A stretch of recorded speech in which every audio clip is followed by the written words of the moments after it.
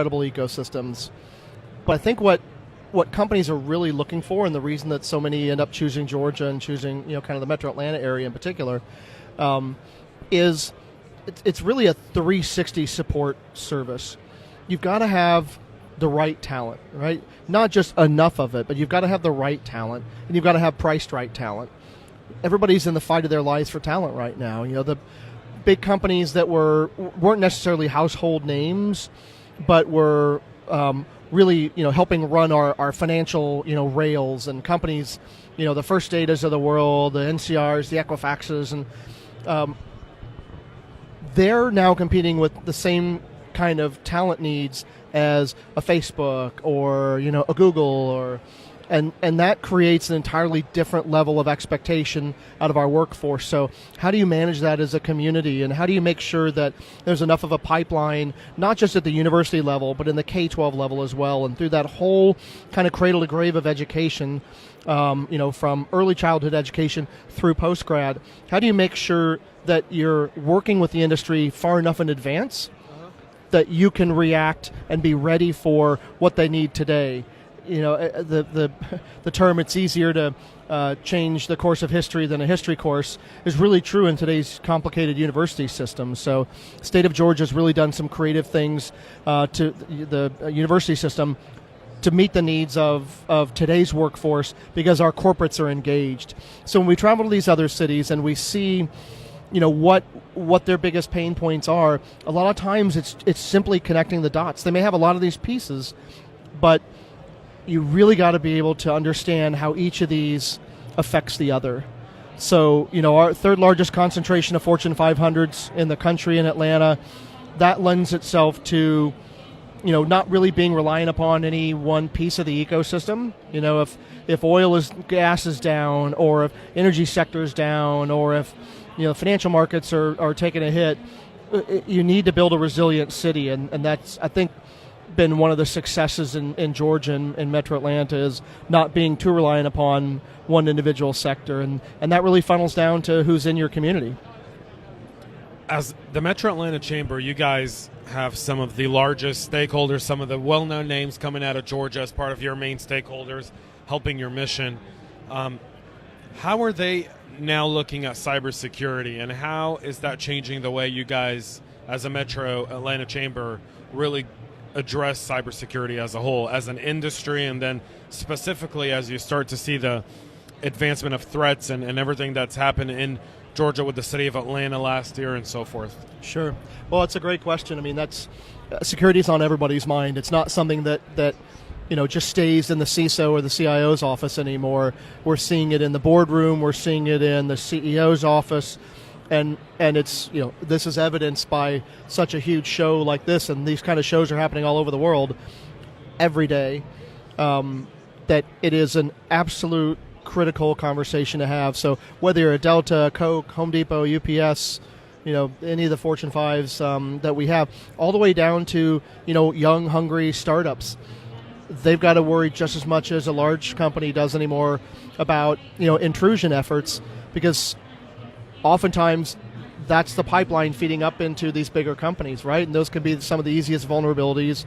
That's why it's so hard to do business sometimes, or not hard to, but why it's very complicated to do business with a very large company, because they have certain requirements that you've got to be able to meet. And as a young company, a lot of startups can't do that. And so that's one of the things that we really work on in Georgia with the university system, with our government and economic development partners, is helping them manage, the old adage of, be careful what you ask for. The dog's running after the car, catches the bumper, now what, right? You get dragged for a mile. You've got to be able to help them be ready to be able to work with that community. So a lot of what we're seeing in Georgia right now, I think it's fair to say, is our bigger companies all want to be innovative. They all want to work with young, exciting, innovative companies, but it's not that easy as just saying, all right, we're going to innovate. Right? It used to be, well, we're going to find all the people in our company that wear jeans, and we'll go stick them in a room over here, and we'll call that an innovation center. That's really not an innovation center. And Atlanta's really played off of that corporate innovation model with over 40 corporate innovation centers now. It's far more about how they want to innovate and how you integrate that innovation from the startup and the education ecosystem. I'd say that's one of the best things that's happened in Georgia just in the past 24, 36 months is the big corporates really understanding how to innovate and how to be nimble in doing it. We see a constant challenge where you look at organizations, cybersecurity kind of way of looking at it, there's more problems to solve, not enough money in the pipeline, unfortunately. The entire Georgia ecosystem is kind of helping address that. Why has Georgia been so big on cybersecurity, and what do you attribute that to? Because, I mean, you know, we look at Israel, for example. They've got a big presence. We obviously big supporters of what they do, and they're great partners for the state of Georgia. A lot of Israeli cybersecurity firms picked Georgia as home over anywhere else. You know, and over there, security is kind of in their DNA, whether it be physical security or cybersecurity. You don't have to explain it's in that DNA. Yeah. How do you attribute that? How do you attribute that to the success of Georgia?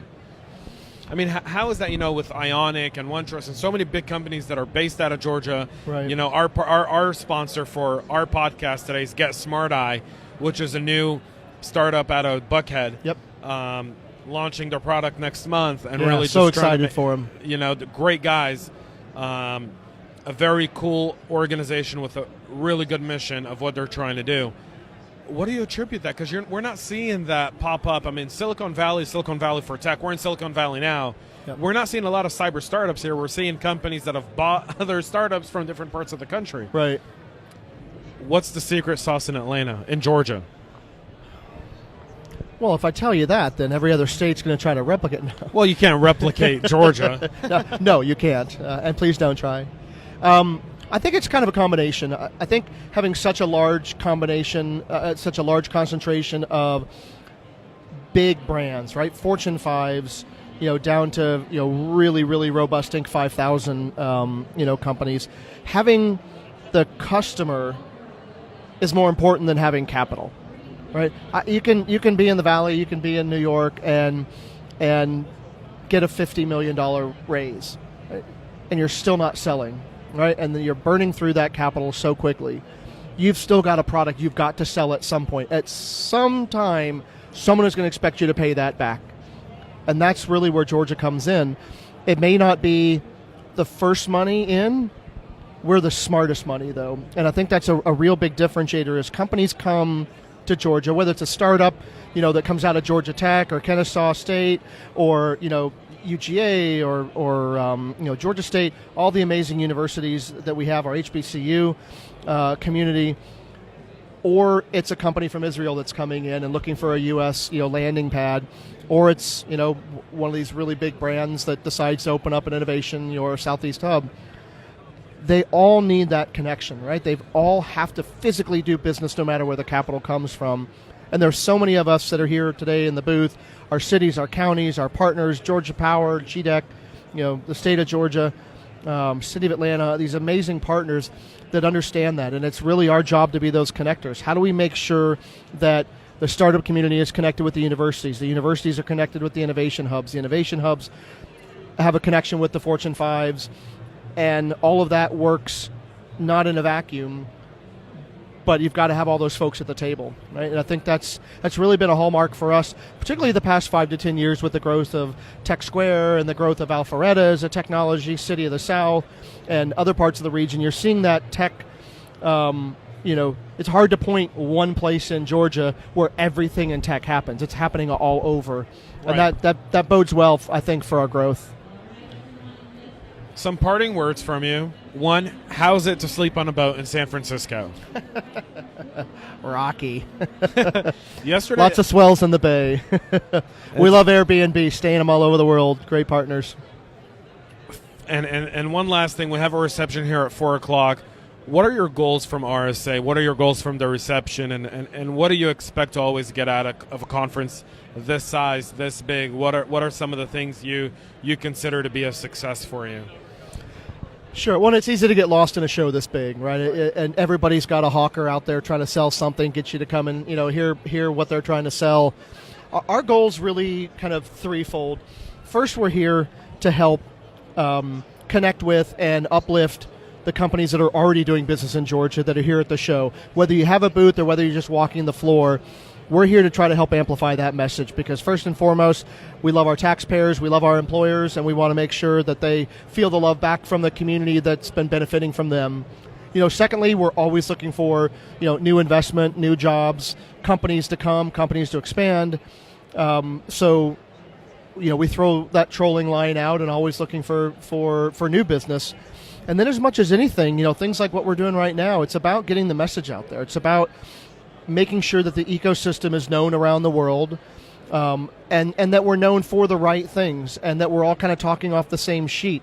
That we know, 70% of all credit, debit, and gift card swipes in the U.S. come through a Georgia company. Right? That's transactionality. That's huge for us. That's that nexus of security and finance that you really don't find anywhere else in the world. So making sure that we're not just in the conversation, but that we are part of the conversation, no matter where that conversation's happening. Thank you. Yeah, thank you. I really appreciate you Love joining the series. us on the podcast. You're listening to the CyberHub Engage podcast. You're watching us online. So make sure you subscribe, like, share, follow the Metro Atlanta Chamber grant. Yep. Make sure you support our sponsor, Get Smart Eye. Thanks for tuning in. We'll be back with more here live from the RSA conference, South Hall, booth 1665 at the beautiful State of Georgia booth.